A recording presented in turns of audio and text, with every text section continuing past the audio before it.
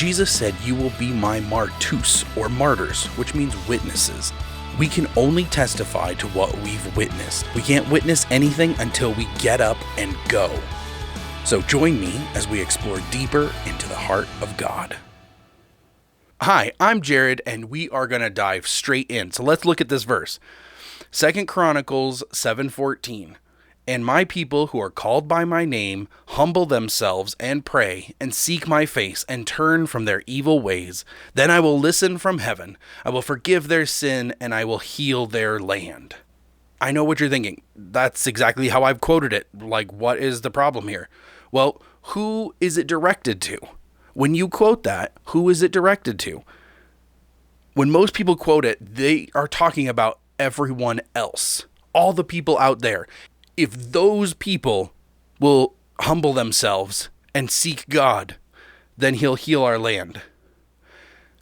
If the Democrats, if the Republicans, if the atheists, if the megachurch pastors, if the conspiracy theorists, if the liberals, if the conservatives, if the church would just humble themselves, God would come and heal our land.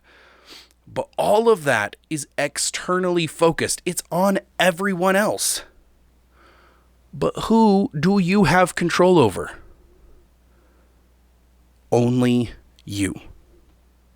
See, we've quoted that for others, but we haven't taken that seriously for ourselves.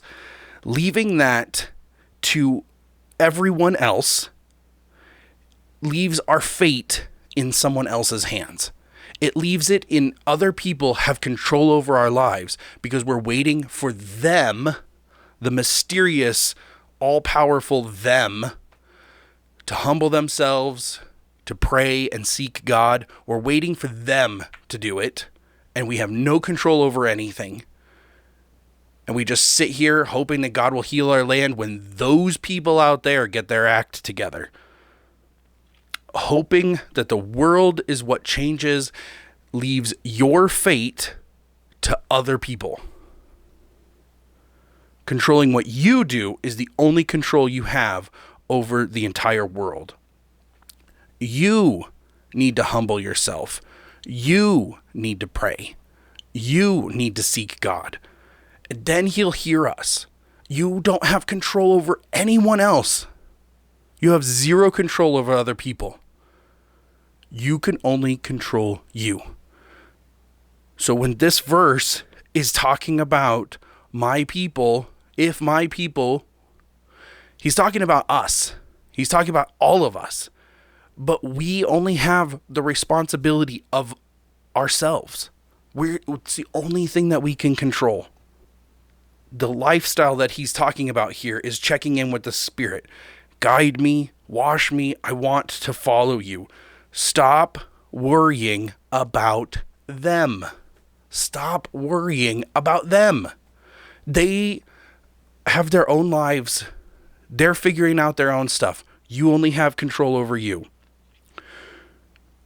You might find yourself spending so much of your life concerned and worried about them that you're missing out on what God has for you.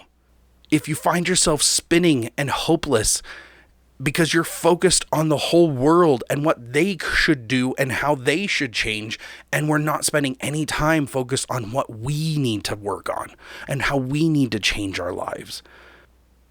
In 1 Timothy 4:12, it says to be an example to the believers in word, in spirit, in conduct, in faith, in purity, in love. That's the only control we have over the whole rest of the world, is that we do what we know is right and we live in a way that we know is right.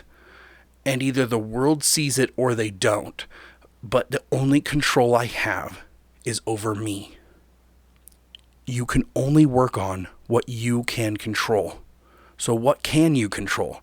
Well, what's the relationship with God like right now? What do you need to eliminate in your life that you know is holding you back? What do you need to add to your life because you know that this is something that you need to put in there? For the most part, most people know kind of what they need already, but we just have that the speed bump of trying to get through, like, well, I do need to just do this, but we don't know how to do it, or we're not ready to, or we think that it's just a given and that we can't change anything. We have to push through or come at it from a different angle. The only thing that you can control is you. And that's how we change the world, is that each of us chooses to humble ourselves, to look to Jesus, to seek his face, to be changed, to look for all of the places in your life that you believe are totally 100% solid and examine those. Challenge the of course in your life. What are the things that you're like, well, of course life is like blah, blah, blah. Of course, this is how it has to work. Of course, this is what happens. Like, challenge the of course in your life. What are things that maybe they don't need to be that way? Have you taken a good look at it? Those are the areas that we need to start changing. What do you need to add? What do we need to get rid of? How distracted are we? What can we do to change that and humble ourselves in what we have seen, in what we have done, in what we believe, and humble ourselves and be ready to change up all of our life if God asks us to. And when we are doing that, and each one of us is doing that part, then God's people are humbling themselves, and he's going to move among us. We just have to stop worrying about them. One of the most fundamental viewpoints of the martyr life is this idea that there's only us and God.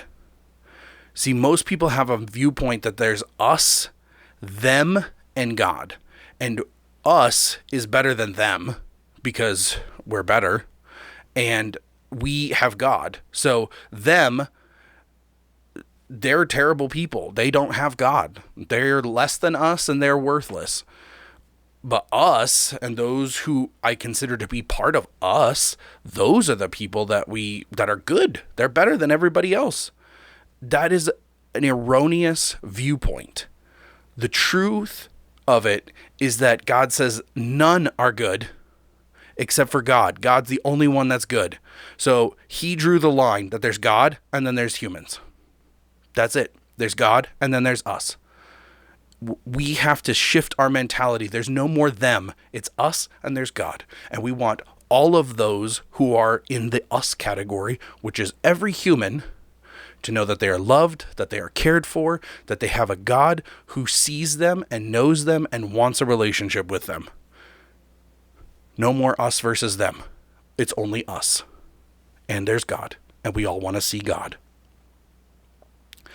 Let's humble ourselves and encourage each other to stay humble and find new areas to humble ourselves.